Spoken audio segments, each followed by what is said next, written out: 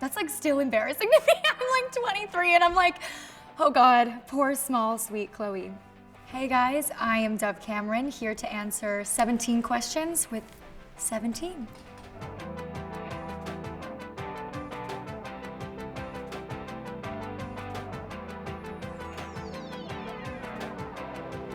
My most embarrassing story, I've told this one a million times because it is like the pinnacle of embarrassment.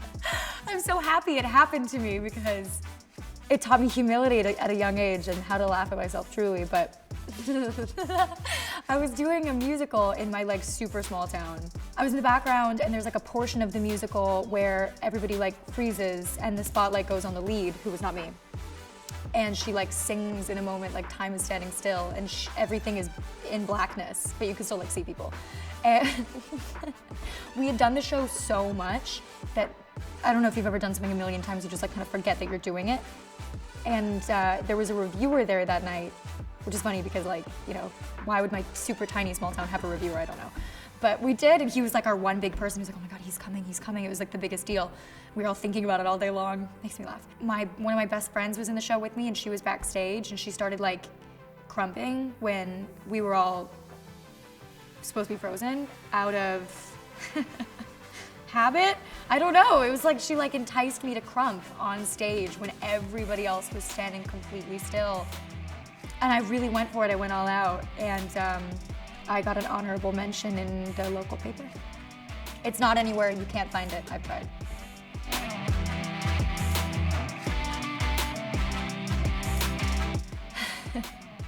I'm one of those horribly disgusting people that is so obsessed with my boyfriend that I'm like, nobody but him. Like I hate myself for it, but he counts, he's a celebrity, he's my celebrity crush. If I had to say someone who wasn't him, I would have to say a girl, and it would probably be Sofia Vergara or like Stella Maxwell. And I have a very long list, so watch out.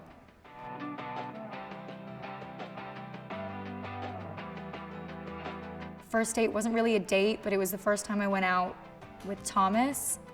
There were a bunch of people there, so it totally doesn't count as a date, but he challenged me to like a stare off because I wasn't paying attention to him because I just thought he was like, you know, kind of a playboy. Like I was like, he's way too mischievous and charismatic and good looking to be like, this sounds awful, but like to be like good to me, you know? Like I never saw it ending well. I was like, I'm gonna steer clear of you and avoid like the biggest mistake of my life. And he tried to get me to pay attention to him by challenging me to a stare off. Not about who could blink first, but about like who would look away first, like who could withstand the eye contact. And we both went through like a range of emotions together. Like we'd be really happy and then like really sad, and then we both start laughing at the same time, and then we both started crying. And he said to me, I'll like never forget it. We had like barely met, and he was like, I think I just fell in love with you. Like something out of a 90s like Tom Hanks rom-com. And I was like, shut up. I think I literally laughed at him. I was like, haha, shut up, you're so stupid. I already hate you. And he was like, no, I'm serious. I'm falling in love with you right now. So he said it first.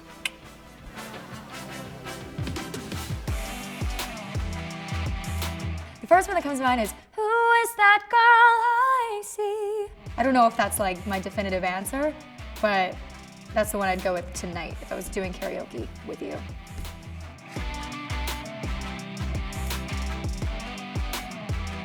I made one of them left-handed and one of them right-handed.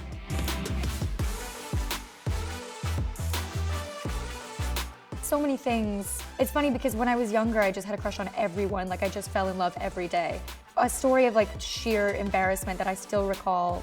I was in love with this boy, Dane Wiesner, who gets an honorable mention in so many of my interviews. I've not seen this kid in like 10 years. But he was beautiful and really like chill and kind of like dark and like for like a 10-year-old, you know. And I think I was 9 and I was really into sewing at the time. Like I was making everything. I was making like bags and skirts and dresses. I thought I wanted to go to fashion school. and I was in all these sewing classes, and I really wanted to give him a gift because I just like loved him and I wanted to give him something. I was like, what do boys like? And he's like a 10-year-old kid, and I was like, well, I can't really make him any clothes yet. I don't know how to make boys' clothes. I'll make him a tool kit because men love tools. And so I sewed him a tool kit from just my mind creation, and I gave it to him on, I think like on the playground, and I like wrote him a note, and I was like, meet me on the like Foursquare area, like if you love me. And he showed up, and I was like, oh my God, it's a love story. We're in love. This is it forever. And he was like, thank you for, what is it? And I was like, it's a toolkit. And he's like, I love it. I'll use it all the time. And then like, I didn't know what to say to him. And so he was like, well, this is really awkward. I don't like you anymore. And then he was like, I'm gonna go play Foursquare with Julia Chiato. And it wrecked me and it broke my heart. That's like still embarrassing to me. I'm like 23 and I'm like, oh God, poor small, sweet Chloe.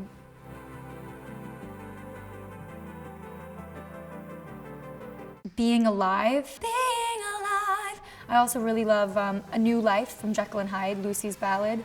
I sung that at somebody's wedding, I think, when I was like 9. But I also really love, oh God. Although am I Don Quixote, the man of La Mancha. You have to look that up. Look up Linda Eder doing that song, but it's phenomenal. It'll blow your mind.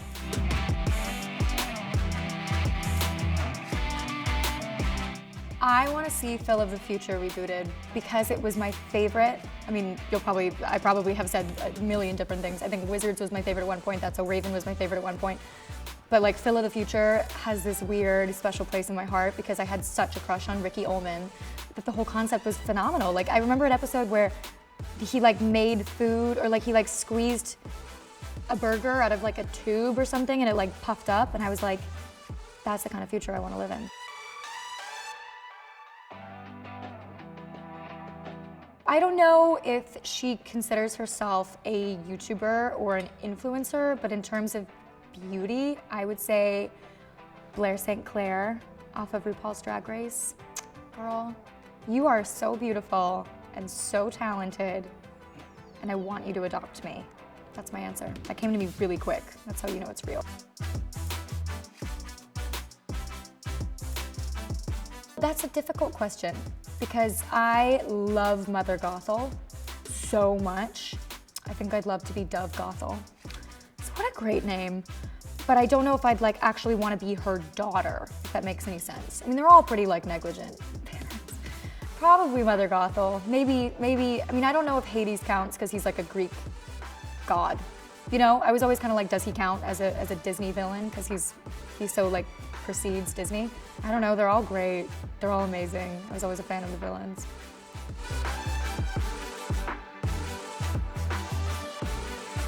Performing in Hairspray Live was the most exhilarating thing I've ever done in my life because you prepare for 3 months and there's no safety net because it's unlike stage where you can't really mess up on stage, but at least you know there's a bunch of performances ahead of it to get it right. So if you mess up, it's only those people in that room that night that see it, and then you have a million chances after to get it right. And then when you're on TV or film, if you mess up, they just call cut, you try it again, and you know that whatever millions of people see will be perfection, hopefully. With Hairspray Live, not only is it on camera, but they can't edit it. You have one chance to get it right. It is being seen by millions of people, if not tens of millions, and then it lives forever immortalized on DVD. And I was thinking this, right? Like my anxious brain before I went on, I was like panicking myself into a black pit. I think because of that, you just kind of have to like surrender and be like, go for it.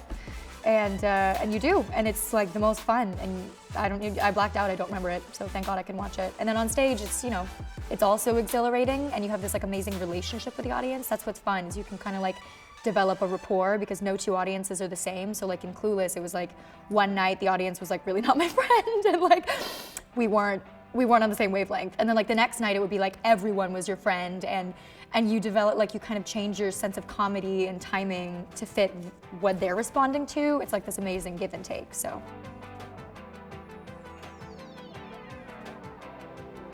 It was just an entirely new learning curve for me. Like 8 shows a week is difficult enough, but then doing it in New York in the winter time, you can lose your voice so quickly just going out into the cold and like breathing air.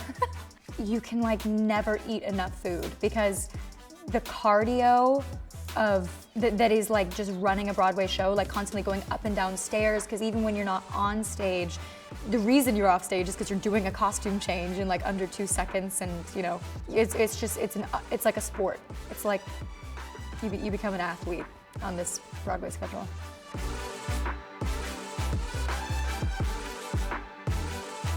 I'm a crossbreed between Cher and Ty because I don't think I'm not like that blissful unawareness that Cher has, where she's like she believes the world to be a certain way that's very like structured and very like simple. I think that's something really beautiful about Cher that I don't have. I do think I'm very optimistic and I'm very romantic. Like I'd like to romanticize things a lot. I definitely think I'm a bit more internal like Ty and maybe a bit more second guessy like Ty, but hopeful.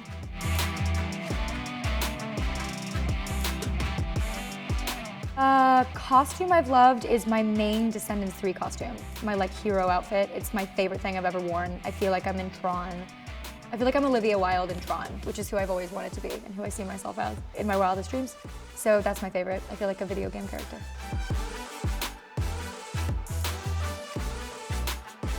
I think I was most excited for Hairspray Live because that was something I truly had to earn. Like, you know, there have been some things in the past where it was sort of like I did it because it made sense. Like, I also didn't know how big Descendants was gonna be. I didn't know what it was gonna be. And so when I booked it, I was majorly excited, but I also didn't know what it was gonna be. Like, it's a tie between Descendants and Hairspray Live. Because I knew everybody that was in Hairspray Live and they were all my idols. And so when I got it, it was so unlikely that I was gonna get it, and I had to like go to dance auditions and like do the whole thing. And so then when I went to Jerry Mitchell's studio in Hollywood, had me do like a couple of routines, and I'm like not the strongest dancer. And he was like, I need to sign off on her. And then after like 20 minutes, he went, great, see you at the table, Reed. And I was like, ugh. And I think I walked out and I cried. So happy.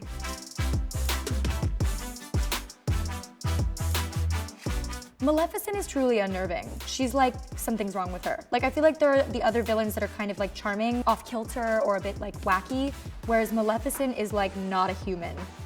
You know, like she's like a reptile. So I feel like she's probably my favorite because it's just like the animators and that old-fashioned kind of Disney sense was so dark. Either her or Mother Gothel.